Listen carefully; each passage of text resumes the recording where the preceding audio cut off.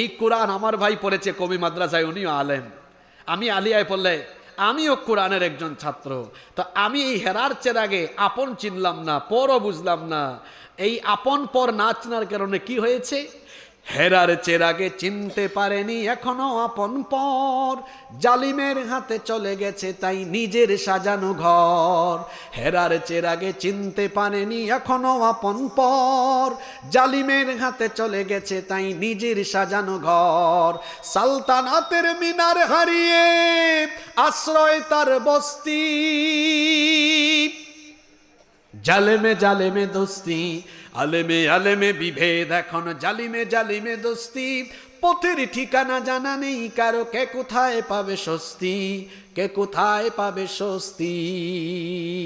এসো কোরআনের ছায়া তোলে সমবেত হই, এসো আল্লাহ রাসূলের অনুগত হই। আপনি আলেমে আলেম না চিনো, জালেমে আলেম চিনে। বলবেন হুজুর কেমনে, একটা উদাহরণ দেন। দেখেন নাই, হ্যাঁ, আমরা টুপি দিয়ে কয় গুল টুপি, এটা কৌমি, পাঁচকল্লি চর্মুনাই, লম্বা টুপি জামাত, একটু কি বলে ওই, আচ্ছা এগুলার না বলি, এগুলার না বলি, মানে ওইটা ওইটা ওইটা ওইটা, মানে আমরা টুপি দিয়া ভাগ করি। তা আলেমে আলেম চেনে না, কিন্তু জালেমে বলে গ্রেফতার করার সময় কয় গুল টুপিও ধর, উঁচা টুপিও ধর, লম্বা টুপিও ধর, সবগুলারে ধর। দেখেন না আল্লামা মামুনুল হক সাহেবকে নিয়ে যে জেলে রাখে, হ্যাঁ, আপনাদের এলাকার জামাই তো মনে হয় আমির হামজা, তাই না? আমির হামজাকে নিয়ে একই জেলে রাখে। এজন্য বলেছি জামাই না আপনাদের এলাকায়, হ্যাঁ, আপনাদের এলাকার জামাই তো। তো আমি বলছিলাম আলেমে আলেম না চিনলো জালেমে আলেম, আলেমে আলেমে বিভেদ এখন জালিমে জালিমে দোস্তি, আলেমে আলেমে বিভেদ এখন জালিমে জালিমে দোস্তি। পথের ঠিকানা জানা নেই কারো, কে কোথায় পাবে স্বস্তি, কে কোথায় পাবে স্বস্তি। আমাদের আলেমরা কোথায় পড়ে আছে ভালো করে শোনেন।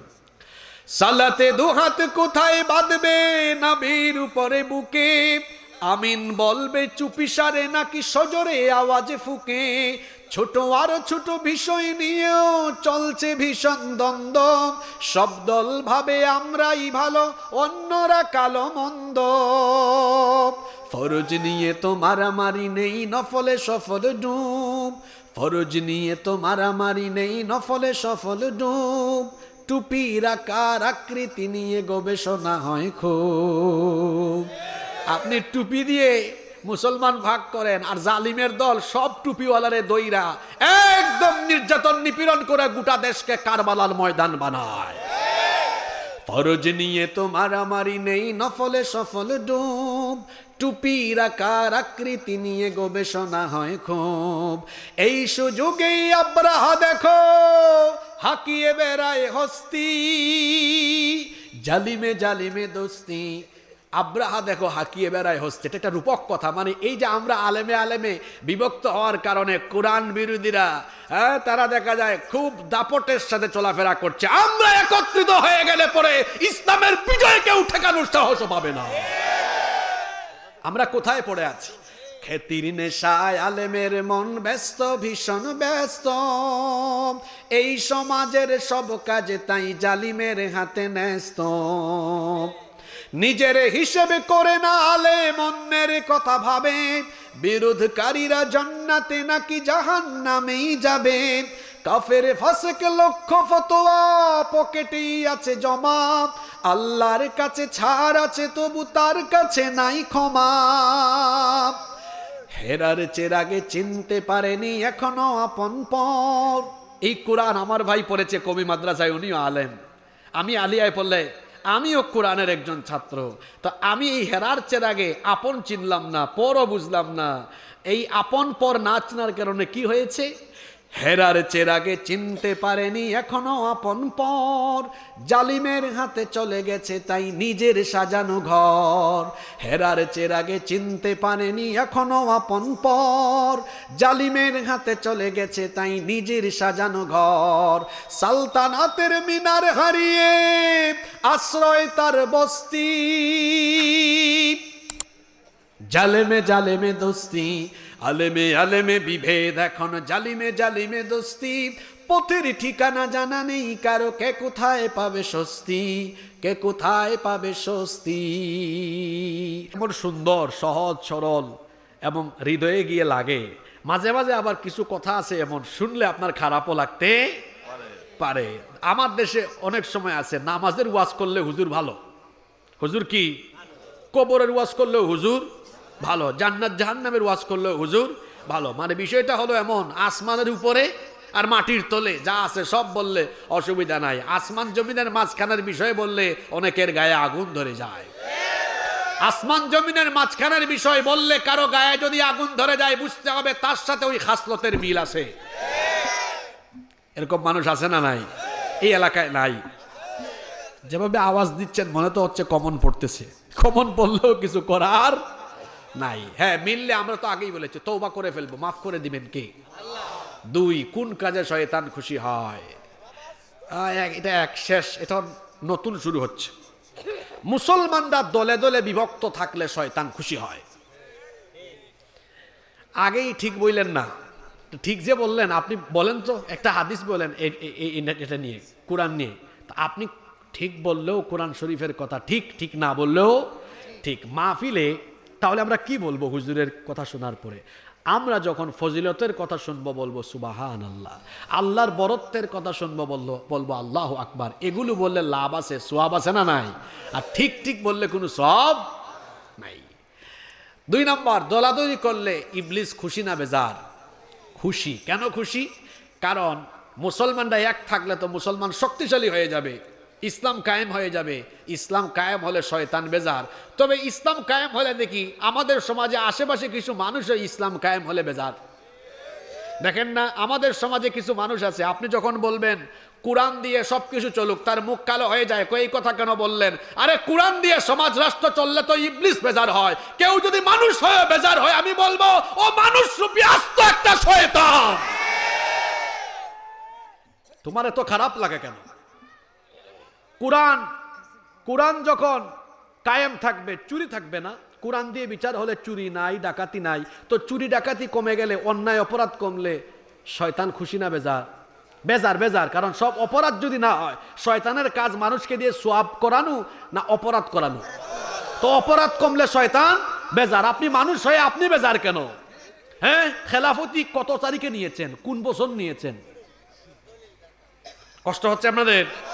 তাহলে মুসলমানদেরকে দলে দলে বিভক্ত রাখা এটা ইবলিসের একটা ষড়যন্ত্র। বলবেন হুজুর এটা কোথায় আছে?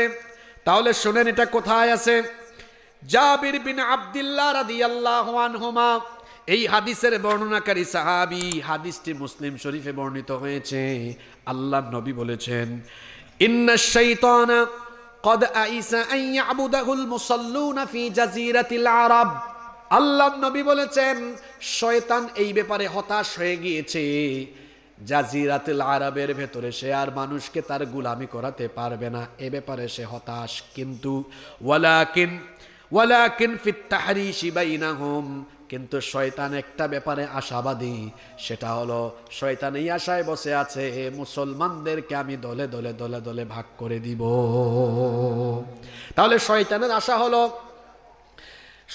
আশা হলো যে করেই হোক আমি মুসলমানদেরকে দলে দলে বিভক্ত রাখবো। আর দলে দলে বিভক্ত না থেকে ঐক্যবদ্ধ থাকতে হবে। এই হুকুমটা সরাসরি কার? আসতে বলবেন না, জোরে বলেন হুকুমটা কার? এজন্য আল্লাহ কোরআনে কারীমে বলেছেন, ওয়াতাসিমু বিহাবলিল্লাহি জামিআন ওয়া লা তাফাররাকু।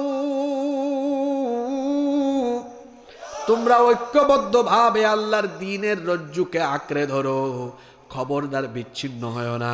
ইহুদি আর খ্রিস্টানরা বহু দলে বিভক্ত হয়েছে, ৭২ দলে ভাগ হয়েছে। আল্লাহর নবী বলেছেন আমার উম্মত ৭৩ দলে বিভক্ত হবে। ৭২ দল জাহান্নামে যাবে, এক দল জান্নাতে যাবে। কোন দল জান্নাতে যাবে? নবীজি বলেছেন মা আনা আলাইহি ওয়া আসহাবি, যারা আমার আর আমার সাহাবীদের পথে থাকবে তারা জান্নাতি হবে। এখন রসুলের পথ এবং সাহাবীদের পথ কোনটা? রসুল এবং সাহাবীরা আল্লাহর জমিনে তারা কোরআন সুন্নাহ মোতাবেক, আল্লাহর আনুগত্য মোতাবেক আল্লাহর বিধান প্রতিষ্ঠা করেছেন। এটাই হলো রসুল এবং সাহাবীদের পথ। এই পথে থাকবে যারা জান্নাতি হবে তারা। যিনি বলেছেন জুড়ে বলেন তিনি কে? আমরা যখন দলে দলে দলে দলে বিভক্ত হয়ে যাব তখন আমাদের শক্তি কমে যাবে, তখন আমরা গোটা পৃথিবীতে নির্যাতিত নিপীড়িত হয়ে যাব। আর আমরা সবাই যখন ঐক্যবদ্ধ থাকব তখন আমাদের শক্তি যিনি বাড়িয়ে দিবেন, গলার আওয়াজ বড় করে সবাই বলেন তিনি কে? আজকে আমাদের দেশে মুসলমানরা, আপনাদের কথা বাদ দিলাম, আপনারা তো আমজনতা, আমরা বলি আমাদের কথা, আমরা হুজুররা কি আজ এক হইতে পারছি? জোরে বলেন, এক হইতে পারছি? আজকে আলেমে আলেমে বিভেদ, কিন্তু জালেমে জালেমে বন্ধুত্ব। আশ্চর্য কথা কি জানেন, আলেমে আলেম না চিনলেও জালিমে আলেম চিনে। কথা বুঝতে পেরেছেন? আলেমে আলেম না চিনলেও বলবেন হুজুর এই কথা কেন বলেন, আলেমে আবার আলেম চিনে না কেমনে?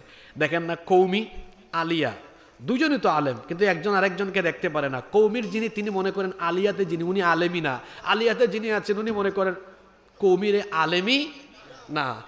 যিনি হেফাজতে আছেন তিনি অন্য দলের কাউকে, যিনি জামাতে আছেন, যিনি খেলাফতে আছেন, বিভিন্ন দল আছে না, এই যে রেশারেশি কিলাকিলি গুতাগুতি আছে, এটা যদি আমাদের মধ্যে না থাকতো আমাদের শক্তি বাড়তো না, কমতো। এসো কোরআনের ছায়া তলে সমবেত হই, এসো আল্লাহ রাসূলের অনুগত হই।